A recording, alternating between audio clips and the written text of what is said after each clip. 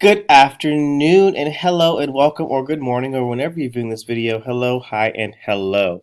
Mr. T is back here today with another fun installment and exciting adventure, talking to you guys about how keys affect the way that music sounds.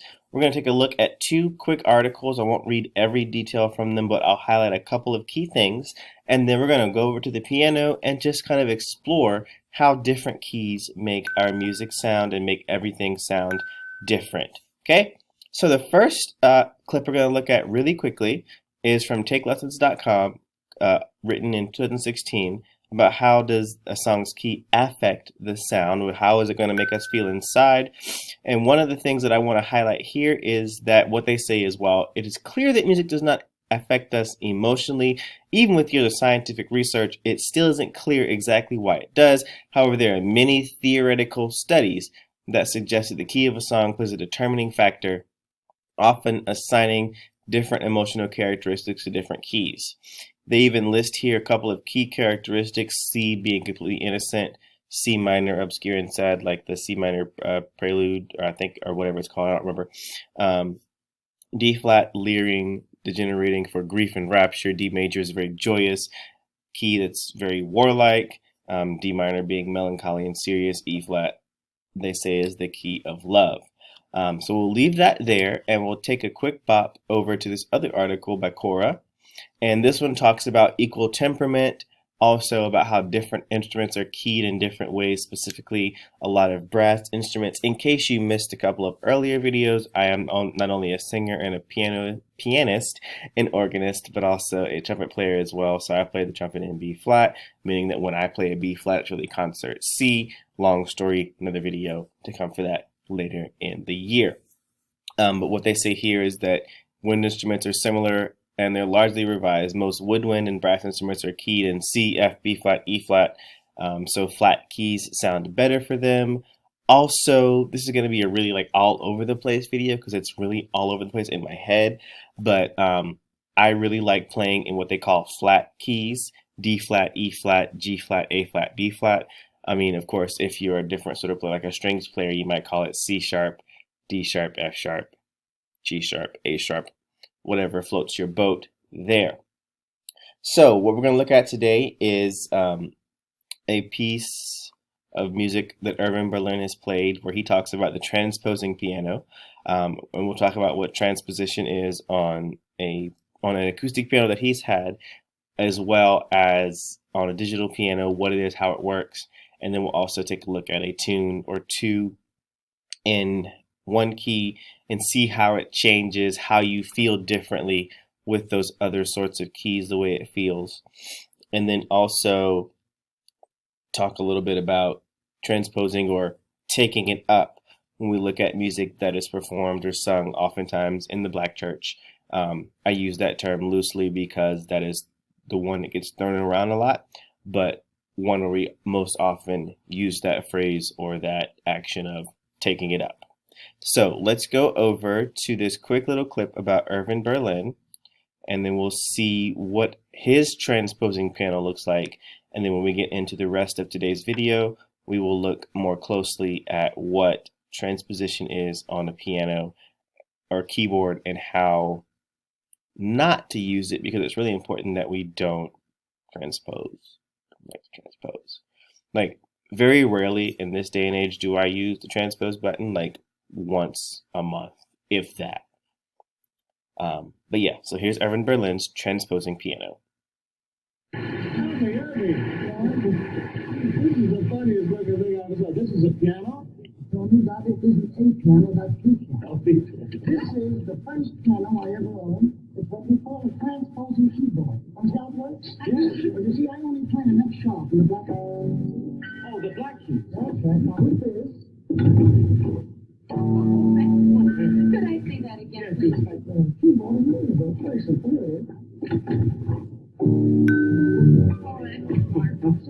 Irving, did you write your first song on this? No, but I'll tell you what I did write on this. I wrote my first hit on it. Would you like to hear? Oh, I'd love to. Play it for me. Really? Do it. Very calm. Oh, We don't care. It's oh, early in the morning.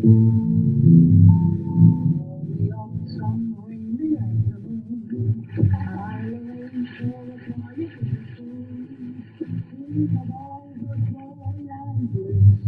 We can hug and we can talk about the weather and wine.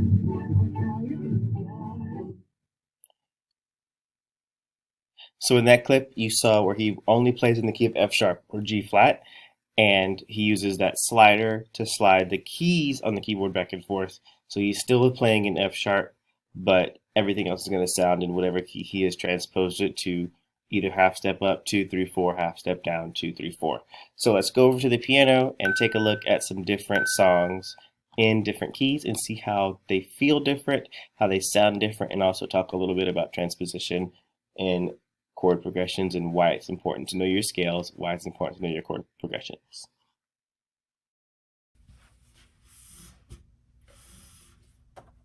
All right, so here we are at the piano, and oh, that's a lot lower than I thought it was. Let's take that up. So sorry. So today's topic, again, is talking about how keys affect the way our music sounds, and how we're talking about also chord progressions, transposition, all of the like. So I'm going to take a very simple tune, Twinkle Twinkle Little Star, or the alphabet song, which we all know.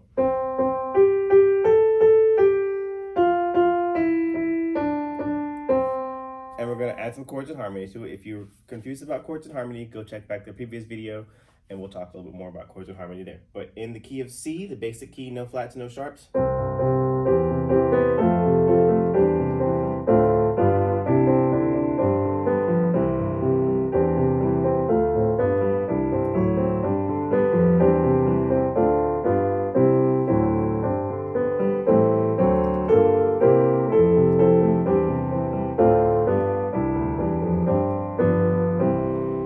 Now we can take it to a number of different keys, but one of the keys I love to play in, I love to play in the flat keys, as I mentioned before. So we're going to take it up to E flat, which is 3 half steps up, C, D flat, D, E flat, 3 half steps.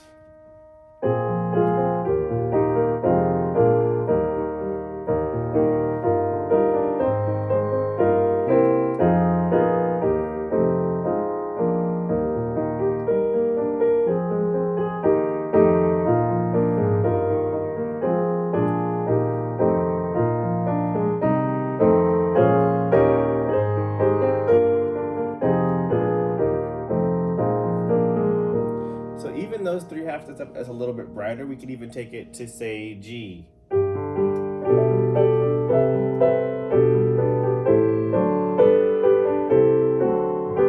Now some of the articles say that the sharp keys, G being a sharp key with the F sharp in there,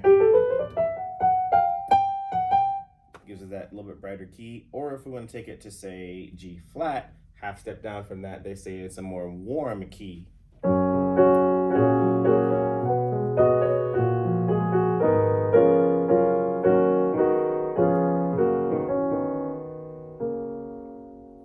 So different songs sound different in different keys. Some songs are written in different keys, especially if we talk about praise and worship music. A lot of those are with guitars, and those are usually keyed in sharps. Let's see, what's the name of this song? I don't remember the name of the song. I'll just play a tune for you in the key of E.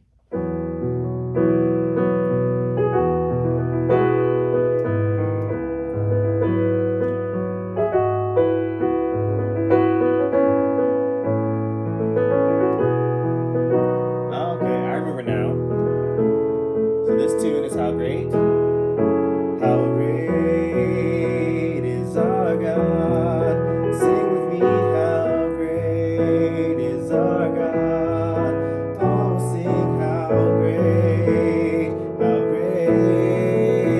is our God. But for me, I love playing in these keys of sharps and flats, more so the flat keys, but sometimes the way my fingers work, it just doesn't always fit in that key. So I might take it to, say, D flat. And it'll sound different.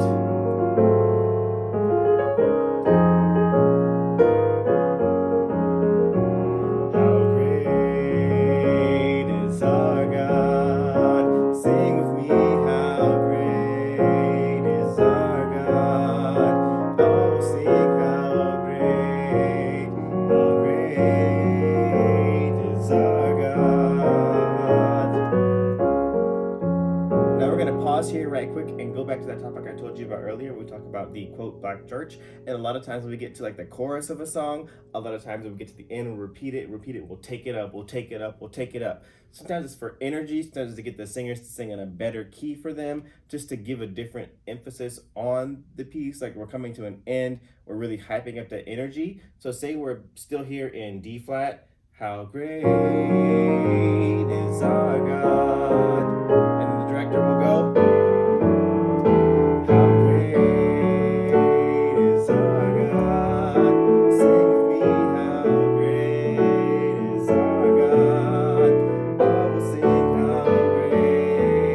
how great is our God. So we take that energy up, we have a different key there. Now, the last thing I want to talk about before we run out of time and make this video like 30 minutes long, so I could go on and on and on and on and on about this topic, is the idea of transposition. Now, you notice we were playing songs in a lot of different keys, and if you're on an acoustic piano, unless you have Irvin's Berlin one-of-a-kind acoustic piano, you really can't change it. But with digital pianos, you have the ability to do what's called transposing, and I haven't figured out on this particular unit yet because we just literally got these in the past couple of days. But what transposition is basically, I want to take this song that's in the key of C, and I can't play it in the key of, say, B that the singer or the choir is going to be in. So I'll push the transpose button down a semitone, and then it becomes, when I play it in the key of C, it's still going to sound like it's in the key of B. But I don't know how to do it on this one yet, but so.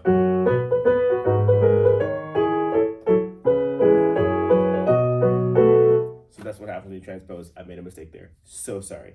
The other thing about not using transpose is, especially if you're doing a song that's going to have a lot of modulations, you want to be able to try and play it in those keys if at all possible. So two things you want to work on in practice are, one, your chord progressions, and two, your scales, your fingering scales. So with chord progressions, you have your basic 1, 4, 1, 5, 7, 1, not the 1, 7. So you want to really know what your chord progressions are going to be in all of those keys.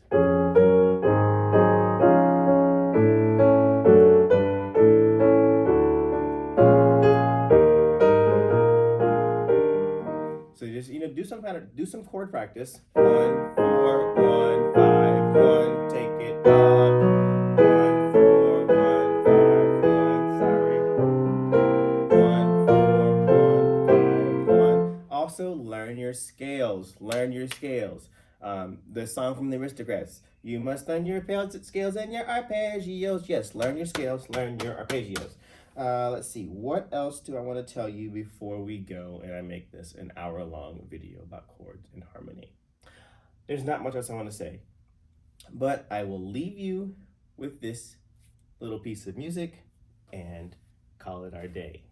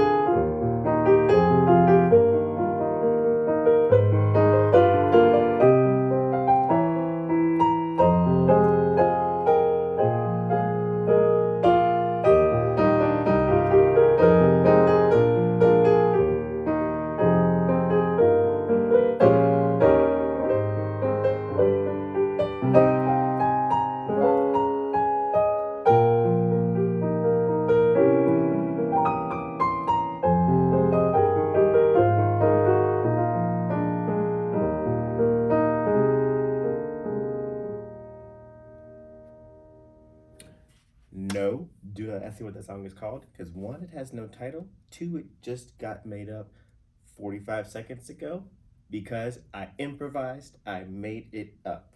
We have a new video coming soon, hopefully in the next 2 weeks, talking about the topic of improvisation and what improvisation is. If you use Quaver, you know that improvising is making it up. Improvising's making it up.